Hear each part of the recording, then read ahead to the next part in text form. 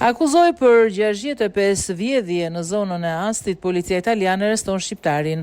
Zyra migracionit pranë komisariatit policisë Asti në Itali, gjatë një aktiviteti të parandalimit të krimit dhe kontrollit të territorit, ka rënë në gjurmët e një shtetasi shqiptar në mënyrë të paligjshme në territorin italian të rënduar nga precedent të panumërt.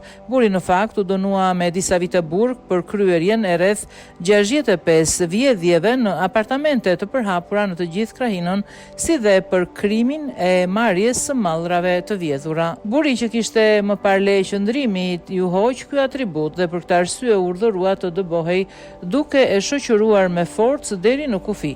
Për këtë arsye Zyra Migracionit ka organizuar një shërbim survejimi dhe transferimi në kushte të sigurta në aeroportin e Anconas.